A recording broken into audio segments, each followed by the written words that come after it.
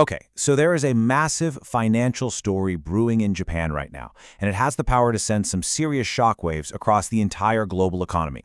It's a really complex shift, something that's been decades in the making, and today we're going to break down exactly what it is and, trust me, why it matters to you. You know, for years, financial analysts, the people who watch the markets, have been whispering about a potential event, and they've given it a pretty ominous-sounding name. We're not just talking about a little market correction here. This is a fundamental rewiring of how money moves around the entire planet. So what is it? It's called the Japan unwinding shock. And yeah, it sounds dramatic, and that's for a very good reason. To really get why it's considered such a huge deal, we first need to understand what exactly is being unwound. And look, this is not an exaggeration. When the people who track trillions of dollars start throwing around phrases like biggest risks, you know something significant is on the horizon. This isn't just some far-off story about Tokyo, nope. This connects to your pension fund, to global trade, and to the cost of borrowing money absolutely everywhere. All right, so to really wrap our heads around why this unwinding is such a big deal, we have to take a step back. We need to go back in time, actually, and look at the, let's call it a very unique economic world that Japan has been living in for over a generation. For decades, Japan has been battling this economic ghost called deflation.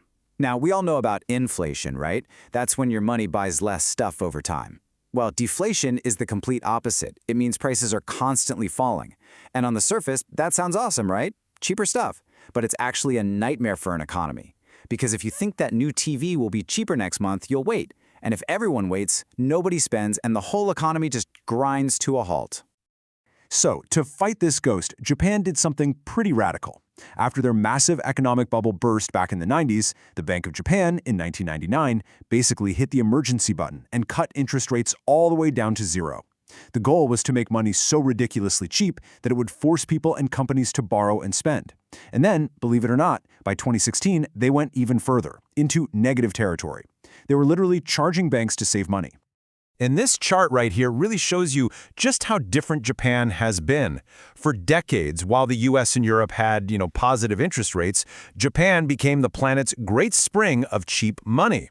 Think about it. Investors could borrow Japanese yen for almost nothing and then go invest it all over the world to get much higher returns.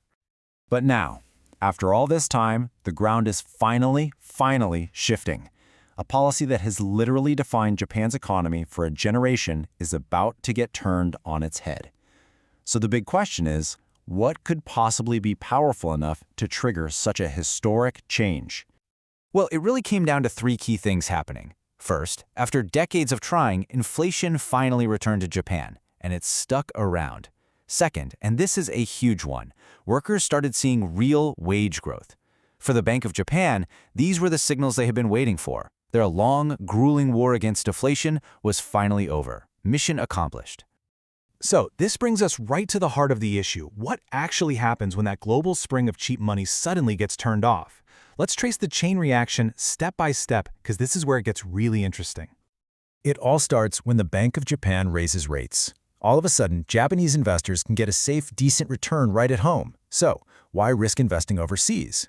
So, they start selling their foreign assets, US bonds, European stocks, everything, and they bring that money home. This creates a tidal wave of capital flowing back to Japan, which in turn makes their currency, the yen, much stronger. It is a perfect global domino effect. And this visualizes that final step perfectly. As trillions of yen come rushing home, demand for the currency just skyrockets. The yen, which had been pretty weak against the dollar, suddenly becomes a lot stronger. And a shift in balance like that has huge implications for global trade and finance.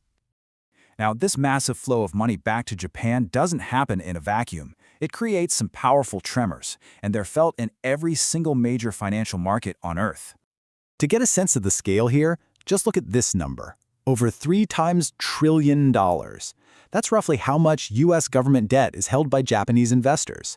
They are a pillar of the U.S. bond market. So let me ask you, what happens when the biggest customer at the store suddenly starts selling everything back?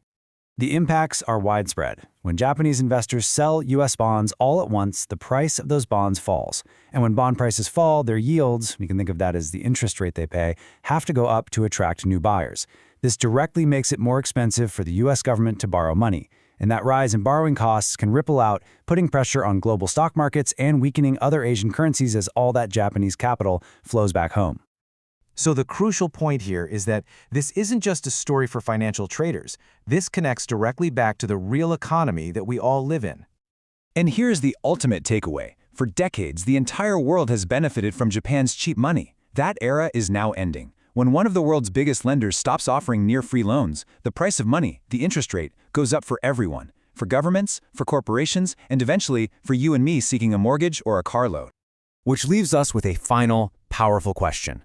For an entire generation, the global economy has been fueled by historically cheap debt, with Japan as its primary engine. Now that engine is changing gears. The great unwinding has begun. The only question is, are we ready for what comes next?